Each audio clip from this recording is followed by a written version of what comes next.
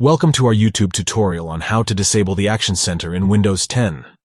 The Action Center is a useful feature that provides quick access to notifications and essential settings. However, if you prefer a streamlined desktop experience without the Action Center, we've got you covered. In this step-by-step guide, we will show you how to disable the Action Center. Let's begin. Step 1. To start, press the Start button located in the bottom left corner of your screen. Step 2. Next, search for Local Group Policy Editor and press Enter to open it. The Local Group Policy Editor allows you to manage various settings on your system. Step 3. In the left pane of the Local Group Policy Editor, click or tap to expand User Configuration, then Administrative Templates, and finally Start Menu and Taskbar. Step 4.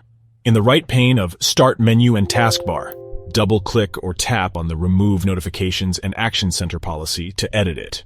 Step 5. To disable the Action Center, select the Enabled option and click or tap on OK. Step 6.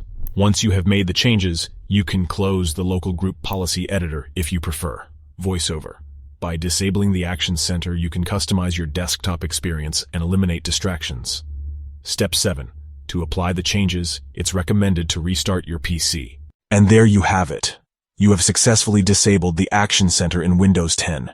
Enjoy a clutter-free desktop environment tailored to your preferences. We hope you found this tutorial helpful. If you did, please give it a thumbs up and consider subscribing to our channel for more informative videos. If you have any questions or need further assistance, feel free to leave a comment below. Thank you for watching, and enjoy a streamlined Windows 10 experience without the Action Center.